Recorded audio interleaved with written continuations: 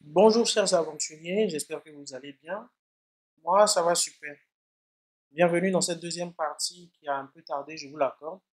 Mon programme ne me permettait pas d'enregistrer la suite.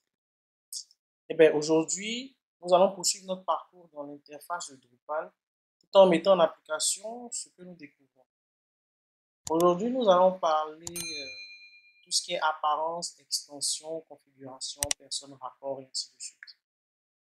Et en guise de récapitulatif, pour ceux qui n'ont pas suivi la première partie, je vous la mets en haut à droite pour que vous puissiez aller la regarder. Nous avons vu tout ce qui est création de contenu, création de taxonomie, la gestion du menu et la manipulation des vues et quoi d'autre encore. Je vous recommande vivement d'aller voir cette vidéo.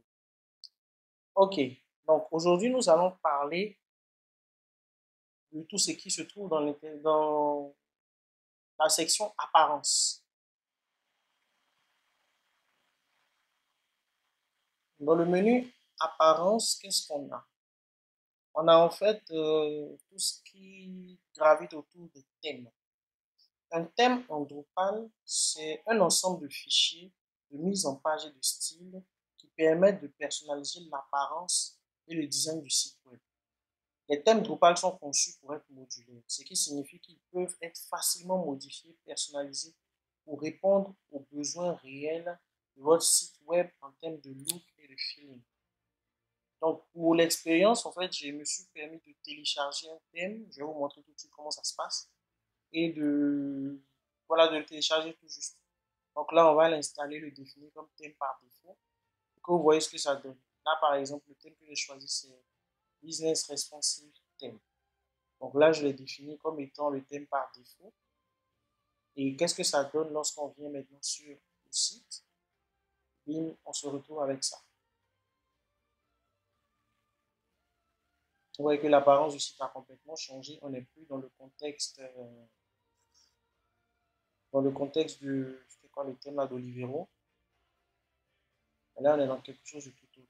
Voici la page d'accueil telle que définie par le thème avec les différents éléments qu'on avait tout à l'heure, et ainsi de suite. On a les éléments de menu. Bon, là, le menu ne s'affiche pas. Ça peut se gérer ici. On vient dans le menu principal, menu modifié. On active, on affiche le déplier. Une fois qu'on affiche le déplier, qu'on revient sur le site, on verra, voilà, entrée, pas de résistance, voilà. Vous voyez que là, le thème a été mis à jour. Donc, tout ce qu'il y a dans apparence est relatif au thème. Et donc, comment est-ce qu'on télécharge un thème? Pour télécharger un thème, c'est très simple. On vient sur le bouton ajouter un nouveau thème et ajouter depuis une URL. Et le format de l'URL, c'est ce qui est représenté ici. Mais du coup, comment trouver cette URL? On va aller sur le site drupal.org. Ici. Ensuite, dans le menu Build, on va sur Thème. Ensuite, on va préciser qu'on veut une version de Drupal, un thème qui est compatible dans la version 9 de Drupal. Et on va choisir un thème. Bon, n'importe lequel de ceux-ci ne change pas. Bon, ok, celui-là, c'est celui que j'ai déjà installé déjà. Donc, lui, on va cliquer sur le titre ici. On voit qu'il est compatible Drupal 9. Pour ceux qui utilisent Composer, on peut aller avec ça. Ou bien, on va cliquer sur la version et puis copier ce lien-là. Copie link ici. Download.gz, celui-là. Une fois qu'on copie le lien, on le colle ici. Voilà. On fait continuer simplement. Et le thème sera téléchargé. Une fois qu'il est téléchargé, on aura le bouton installer pour pouvoir l'installer, ainsi de suite. Donc, voilà un peu comment ça fonctionne avec les thèmes. Donc, on va revenir sur le thème de départ parce que pour l'instant, je suis resté sur celui que j'ai voulu installer tout de suite. Là, on revient sur Oliveron. Ne vous inquiétez pas, on va revenir sur ce thème-là plus tard. Donc, à la suite de tout ce qui est thème, on a le menu extension. Pour les plus observateurs d'entre vous, vous avez pu constater que lorsque je survole moi mes liens de menu ici, on a toujours une bande déroulante là qui s'affiche, alors que sur une installation fraîche de Drupal, on n'aura pas cela en fait. C'est dû à une extension que j'ai installée. En fait, ici le menu c'est extension, mais dans le jargon Drupal, on va parler de modules. Les modules en Drupal sont en quelque sorte une extension qui permet de rajouter des fonctionnalités au cœur de Drupal.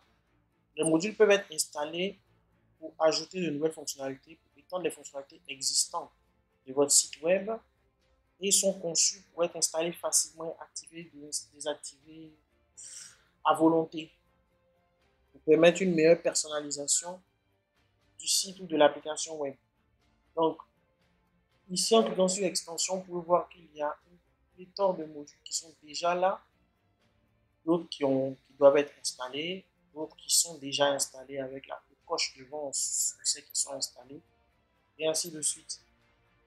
Donc, le module que moi, je me suis permis d'installer pour faciliter un peu la navigation, on l'appelle Admin Toolbar. Admin Toolbar.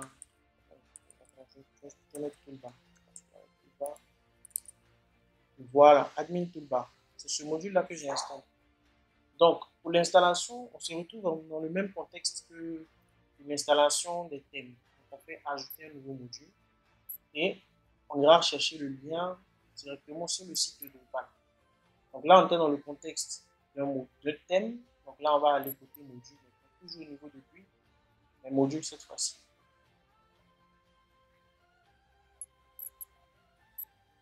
Ou bien même mieux, on vient sur Google, on fait admin toolbar Drupal, tout simplement. Donc admin toolbar Drupal, on va vous rediriger directement sur le lien relatif à ce module-là. On va vous expliquer un peu comment il fonctionne là. Le lire et ensuite, soit utiliser le lien composeur qui est là, ou bien copier le lien qui est ici, copier. Une fois qu'on a copié le lien, on le positionne là et on le télécharge. Donc, une fois que le téléchargement sera terminé, donc moi comme je l'ai déjà installé, il va figurer en fait dans la liste des éléments qui sont là. Donc, vous n'avez qu'à taper un mot-clé du nom du module là, notamment admin toolbar. Vous cochez simplement, vous faites installer et le module sera installé. Donc, tout juste après, vous devez avoir normalement un survol de certains modules, c'est-à-dire configuration par exemple, par rapport et autres. Vous allez pouvoir voir en fait les bandes déroulantes pour faciliter la navigation. Donc, un module, la matière à être installée et désinstallée. Pareil qu'un thème. Je pense que je n'ai pas parlé de ça, mais au niveau des thèmes, si vous voulez désinstaller un thème, ce qu'on l'a ici, voilà. On considère que ce thème-là, par exemple, Olivero, il est le thème par défaut, c'est celui-là qui est installé, qui est le thème présentement en cours d'utilisation. Si on vient sur ce thème-ci, c'est un thème que j'ai téléchargé, on a le bouton désinstaller ici, donc on peut le désinstaller. Et moi préciser ici. Il y a les thèmes qui sont installés et définis comme thèmes par défaut, et il y a les thèmes qui sont juste installés. Le thème qui sera utilisé sera le thème qui sera installé et défini comme thème par défaut. Celui-là, il est juste installé, il n'est pas défini comme étant le thème par défaut. Donc voilà un peu la nuance. Voilà pourquoi celui-là, il peut être désinstallé.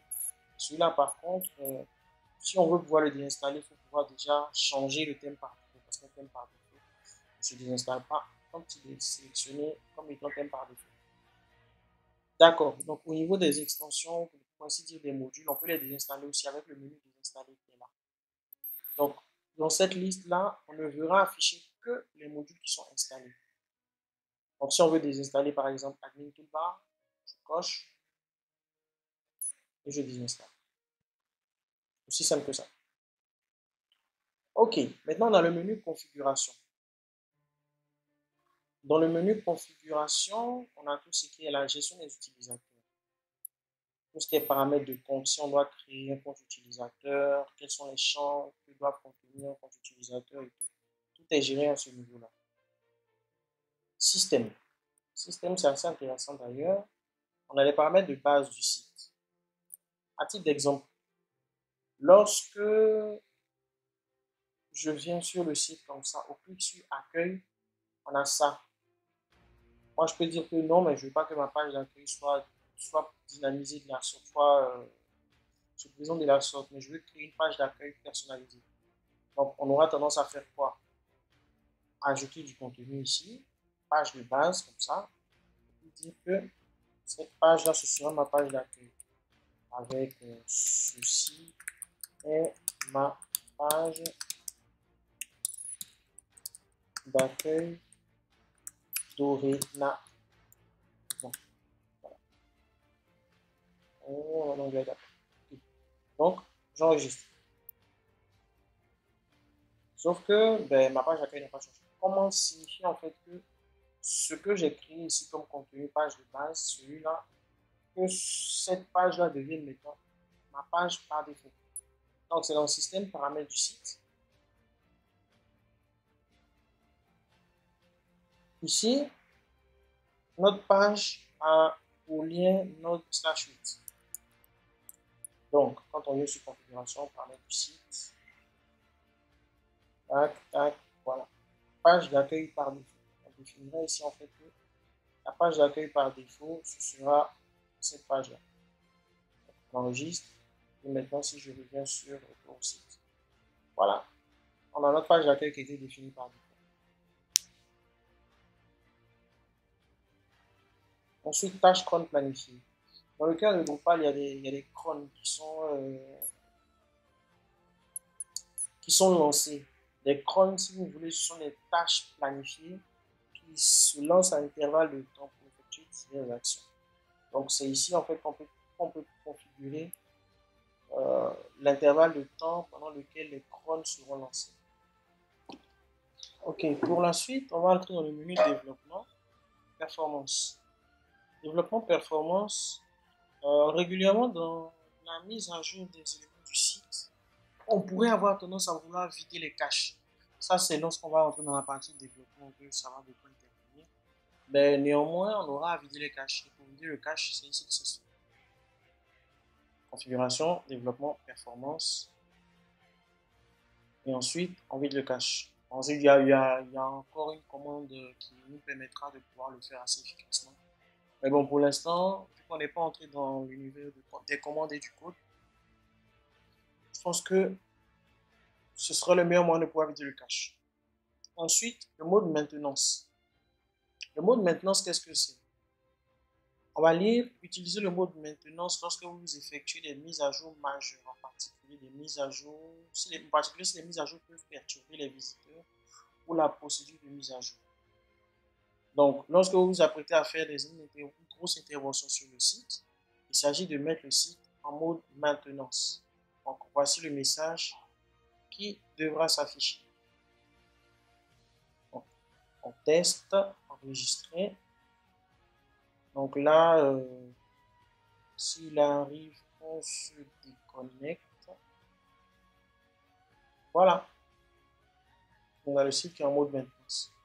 Donc, une fois que la mise à jour est terminée, on n'a qu'à le basculer.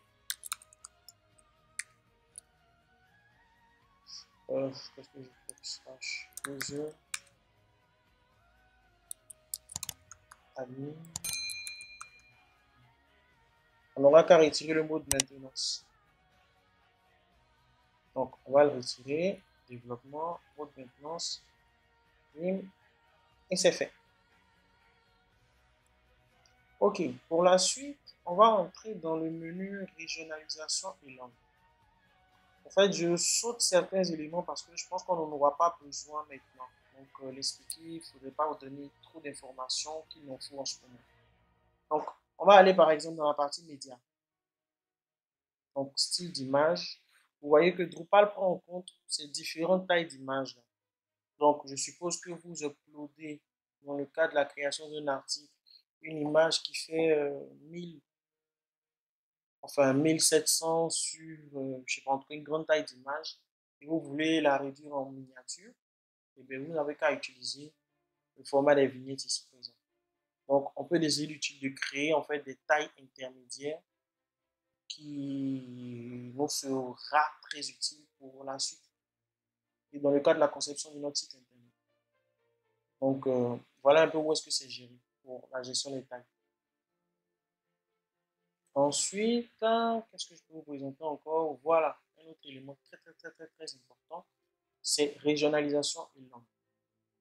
Comme vous le savez, Drupal ne présume pas en fait de ce que vous allez faire de votre site, ni de la langue par défaut. Du coup, Drupal intègre automatiquement dans son corps en fait les modules, un gros module de traduction. Donc, déjà, ici, on peut sélectionner déjà le pays par défaut. Ça, c'est un menu, voilà, c'est là. Ensuite, la langue. Là, c'est le français. On aurait pu ajouter l'anglais. Ajouter une langue. Mais là, bon, il va mettre à jour les traductions relatives à l'anglais. Voilà. Non applicable. Pourquoi non applicable? Activer la traduction de l'interface de l'anglais. Là, une fois que c'est fait, l'interface sera amenée à être traduite en anglais. Ensuite, il y a la traduction des différents mots. Donc, si on vient dans la traduction de l'interface. Voilà. La traduction de l'interface, comment est-ce que ça fonctionne? On va se dire quoi? Essayons de traduire. En fait, comment ça marche? On entre un mot qui est sur la plateforme. Donc, on va prendre par exemple contenu ici, contenu en haut. Donc, si on prend contenu, simplement, langue de traduction French, d'accord? Okay. Pour le français, on a ça. Contenu.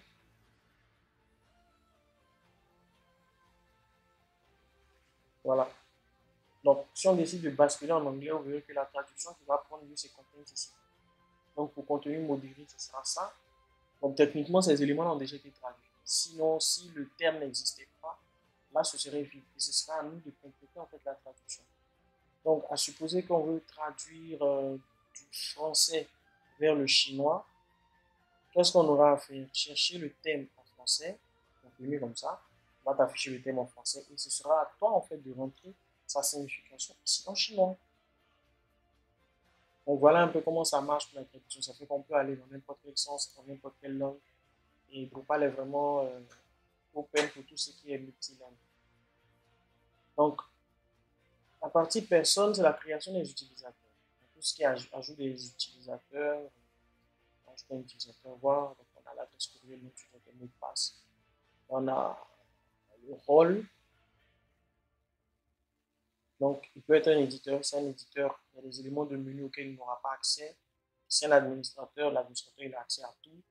Et ainsi de suite. Donc, c'est pour la création des utilisateurs. Ensuite, on a les rôles. Les rôles ici, on a un utilisateur anonyme qui est un rôle. L'utilisateur anonyme, c'est l'utilisateur qui arrive sur la plateforme mais qui ne s'est pas authentifié, qui n'a pas entré son login et son mot de passe. L'utilisateur authentifié, c'est celui qui a entré son login et son mot de passe. Voilà. L'éditeur, c'est un utilisateur authentifié mais qui a des droits sur l'édition du contenu. Et l'administrateur, c'est le boss. Ensuite, tout ce qui est rapport. Dans cet élément-là, qu'est-ce qui va nous intéresser? Ce serait, en tout cas dans les éléments que j'ai eu à beaucoup utiliser, c'est tableau de bord et administration. Ça me donne en fait l'état de mon système, de mon serveur et tout ce qui va avec. Donc là, par exemple, on me remet encore une couche sur la version de PHP qui n'est pas encore la version 8, d'accord? Ce sont les deux erreurs qu'il a constatées, qu'il a notifiées ici. Donc, paramètres des autres de confiance, le site PHP à corriger. Bon, c'est pas, dans le cas d'espèce, il n'y a pas le feu au paradis. Mais lorsqu'on décide d'aller en production, c'est des éléments à régler absolument. Donc, à la suite de ça, on a entrée récente du journal. L'entrée récente du journal, c'est un élément très très important qui nous permettra en fait de débugger notre application. Parce qu'on peut être en train de développer, d'écrire du code et tout. Et à cet instant précis-là, on aura des erreurs qu'on va rencontrer. Et le détail de ces erreurs-là sera envoyé à ce niveau. Donc, si on veut cliquer, par exemple, on veut chercher par exemple une erreur qui s'est produite, voilà, là par exemple. Là, on a une erreur. Donc, on nous donne en fait d'où vient l'erreur et qu'est-ce qui se passe. En fonction de notre niveau de connaissance, on saura comment corriger cette erreur-là. Donc, voilà un peu les éléments que j'ai voulu vous présenter dans cet overview. Alors, chers aventuriers, je vous remercie de m'avoir suivi. N'hésitez pas à liker et à me laisser vos avis dans les commentaires. Dans la prochaine vidéo, nous poursuivrons avec la pratique pour la mise en place de notre site internet. À très bientôt. Ciao!